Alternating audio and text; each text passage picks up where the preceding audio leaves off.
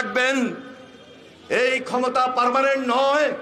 আর বেগম খালেদা জিয়া জেলে বন্দী আছে, তাও পার্মানেন্ট নয়। বিসমিল্লাহির রহমানির রহিম।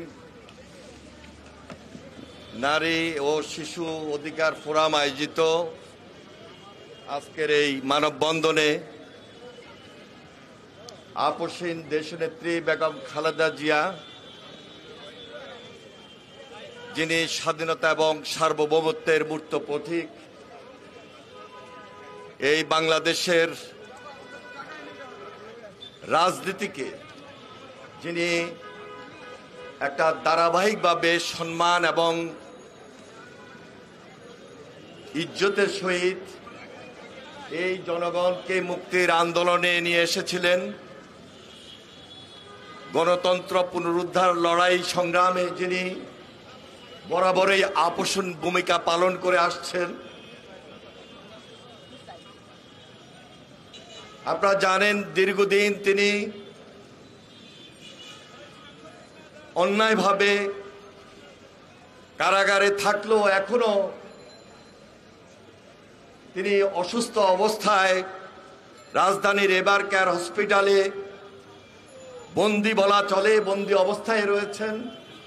তার মুক্তির দাবিতে আজকের এই মানববন্ধনের সম্মানিত সভাপতি, প্রধান অতিথি হিসাবে উপস্থিত রয়েছেন বিএনপির সংগ্রামী মহাসচিব মির্জা ফখরুল ইসলাম আলমগীর,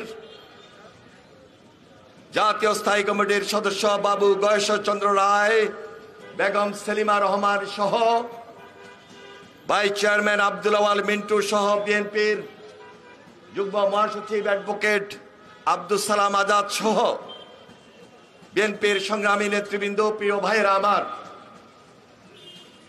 আজকে বক্তব্য বেশি দিব না। 29 তারিখে দেশনেত্রী বেগম খালেদা জিয়ার মুক্তির দাবিতে আমরা বিএনপির পক্ষ থেকে নতুন কর্মসূচির উদ্যোগ নিয়েছি। আপনারা জানেন, 28 অক্টোবর আমরা দেশনেত্রী বেগম খালেদা জিয়াকে মুক্ত করতে পারি নাই। আমাদের উপর এই ফ্যাসিবাদী সরকার স্টিম রোলার চালিয়েছে, আমাদের হাজার হাজার নেতাকর্মীকে গ্রেপ্তার করেছে।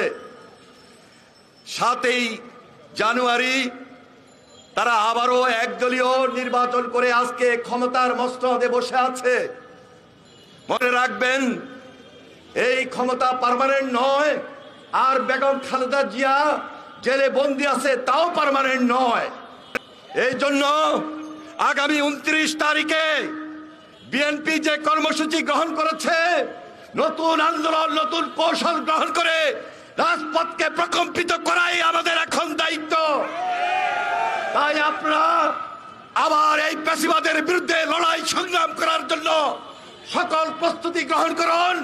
ইনশাআল্লাহ রাজপথে আগে যেভাবে ছিলাম, রাজপথে থেকে বেগম খালেদা জিয়াকে মুক্ত করে আনবো, এই প্রতিশ্রুতি আবারও ব্যক্ত করতে চাই। কারণ দেশনেত্রী বেগম খালেদা জিয়া মুক্ত হওয়া মানে বাংলাদেশ মুক্তি লাভ করা, এদেশের গণতন্ত্র মুক্তি লাভ করা, এদেশের জনগণ মুক্ত হওয়া। আপনারা সবাই প্রস্তুতি গ্রহণ করবেন, এই আশাবাদ ব্যক্ত করে আমি আমার বক্তব্য শেষ করছি। খোদা হাফেজ। বাংলাদেশ জিন্দাবাদ, জাতীয়তাবাদী দল জিন্দাবাদ, শহীদ জামর হোক, দেশনেত্রী বেগম খালেদা জিয়া জিন্দাবাদ, আগামী রাষ্ট্রনায়ক তারেক রহমান জিন্দাবাদ।